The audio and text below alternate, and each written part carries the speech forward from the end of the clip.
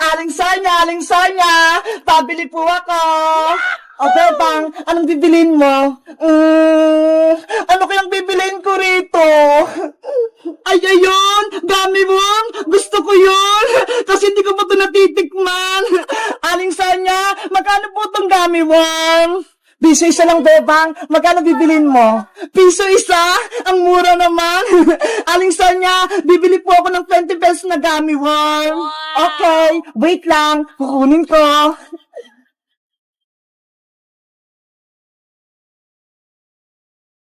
One, two, three, four, 5, 6, 18, 19, 20. O, ito, Bebang, 20 pirasong gummy worm to, Salamat pa. Ito po yung bayad ko.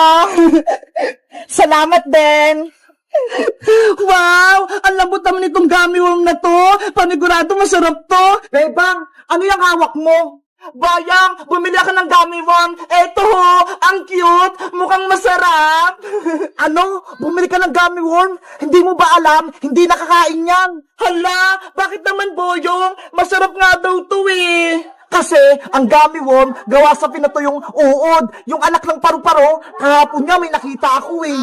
Totoo ba? Sa Caterpillar gawa yung gummy worm? Oo, tignan mo, mukhang uod yung hawak mong gummy worm. Oo nga no, kawawa naman sila. Hindi na nga lang din ako kakain ng gummy worm. Ang maganda mong gawin, ibigay mo sa akin yan, Bebang. Bakit mo naman kukunin, Boyong? Siguro, ikaw yung gustong kumain nito. Hindi hindi nga ako kumakain yan eh. Eh anong gagawin mo rito sa gummy worm? Itatapon ko rin sa sapa para wala nang makakain yan. Ganun ba? O sige, ikaw na magtapon nito, Boyong. Okay. Naisang ko si Bebang, napaniwala ko siya, nagawa sa udong gummy worm. Hindi niya alam, kakainin ko to. May binubulong ka ba, Boyong? Parang may sinasabi ka dyan Ay, wala, Bebang. Ang sabi ko, itatapon ko na to. O sige na, aalis na ako.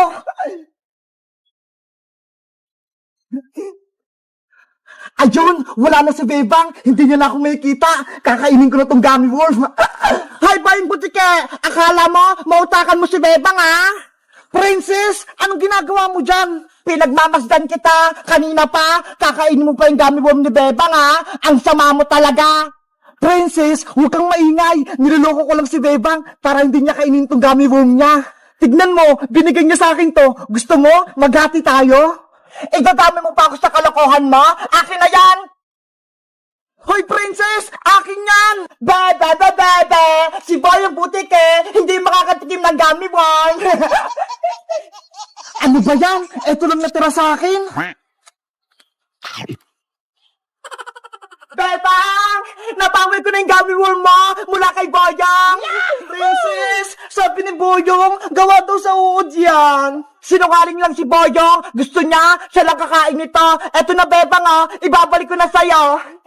Ayoko na kainin yan, Princess! Baka gawa sa Caterpillar yung gummy worm eh! Pagkain talaga to, Bebang! Tignan mo, kakainin ko!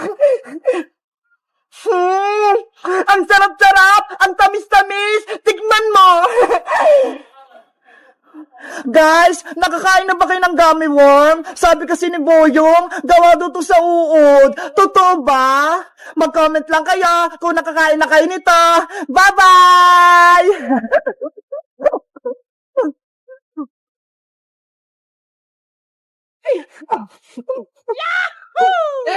Princess, Iska, ilan nakuha niyong score sa exam ni Teacher Magda? 15/20, 5 lang yung mali ko, Bebang. Muntikan ko na siyang ma-perfect. Ako naman, 10/20, kalahating tama, kalahating mali. Ang baba naman sa'yo, Princess. Nakalimutan ko kasing mag-review eh. Kasi unang araw pa lang ng school, tapos nagpa-exam agad si teacher. Dapat, like ka nag-review sa pinag-aralan mo para ready ka sa exam. Ikaw ba, Bebang? Ilan yung score mo? Perfect yung score ko. 20/20. Tingnan nyo, ho. Ang galing mo talaga, Bebang. Matutuwa panigurado nito si nanay. Ginalingan ko sa school. Sa akin naman, mapapalo ako nito ni nanay. O siya, Princess, Iska, uwi na muna ako. Ipapakita ko lang to kay nanay score ko. Maglalaro tayo mamaya, Bebang, ha? Sige, maglalaro tayo mamaya. Bye-bye! Kailangan ko na makaalis bago pa ako mabutan ni Bebang. Nay! Nandito na po ako! Perfect yung score ko kay Teacher Magda! Lagot! Nabutan ako ni Bebang! Nay! Saan po kayo pupunta? Bakit po kayo merong malaking bag? Bebang anak, iiwan mo na kita rito sa bahay Maghahanap lang ako ng trabaho dun sa may abroad para may pera tayo. Ano po, Nay? Iiwan niyo po akong mag-isa. Ayoko po.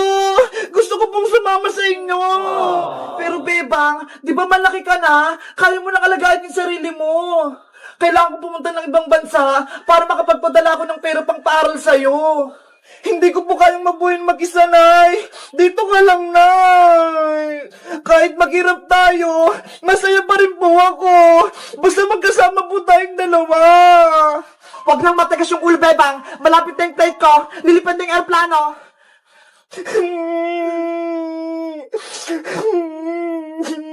Tsaka, hindi ka naman pababayaan ni Iska tsaka ni Princess, Sila yung kasama mo. Sino pong mag-aalaga sa akin? Wala po akong kasama rito sa may bahay. Bukas na bukas, darating dito yung tiyahin mo, tsaka yung pinsa mong si Maria. Sila muna yung mga kasama mo rito sa bahay. Huwag na po kayong umalis, Nay. Dito lang po kayo. Ay, naisundo kong tricycle. Mag-ingat ka rito, Bebang. Lagi mong tatandaan, mahal na mahal kita. Tatawag ako sa'yo kapag andun ako sa ibang bansa. Oh no! Nanay! Huwag niyo po akong iwan! Papay, Bebang ko.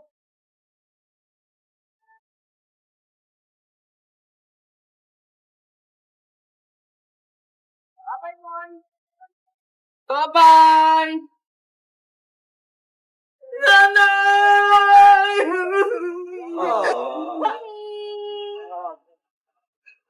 Nanay ko! Huwag niyo akong iwan!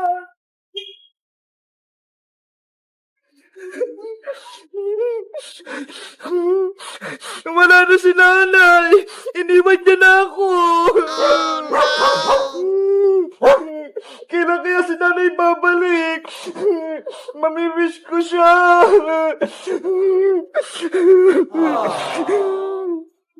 Princess, tignan mo si Bebang, umiiyak. Ano kaya nangyari sa kanya? Siguro, iniwan siya ni Aling Chitang. Kawawa naman si Bebang. Guys, may masamang balita. Si nanay, pumunta siya ng ibang bansa. Nag-abroad na. Iniwan niya na ako. Paano na yan? Wala na akong kasama rito sa bahay. Sino na lang yung kasama ko? Mag-comment lang kaya para sa part 2. Bye-bye! Bebang! Bebang! Matutuwa si Bebang ito kapag nakita niya itong mga laruan ko. Bebang! Ang Princess! Gabi na nag-iingay pa rin. Bebang! Nandito ako sa labas! Buksan niyo itong pinto niya! Ano ba yung Princess? Patulog na kami ni nanay Charan! Nakikita mo ba ito, Bebang? Wow! Ang ganda! Ano yung umiilaw-ilaw, Princess? Ito yung tinatawag na glowing stick. Umiilaw to sa gabi. Di ba? Ang ganda! Glowing stick! Ang ganda! Meron pa ako rito, Bebang, kasi bibigyan kita. Talagang, Princess? Oo, para tayo may glowing stick. Halika rito sa loob. Dito tayo maglalaro. Okay, maglalaro tayo. Nasaan yung bibigay mo sa akin, Princess? Ito, Bebang, nasa lalagyan pa.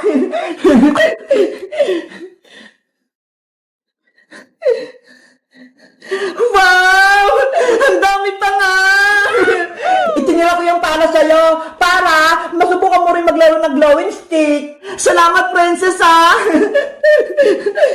Paano ba ito pailawin? Hindi ko alam Madali lang, Bebang. Panoorin mo yung gagawin ko, Ang gagawin mo lang, babaliin mo lang tong glowing stick para lumabas yung ilaw niya. mo, lumiwanag na. Ay, ganun lang pala. Akala ko mahirap. Subukan mo rin, Bebang. Okay, susubukan ko tong isa.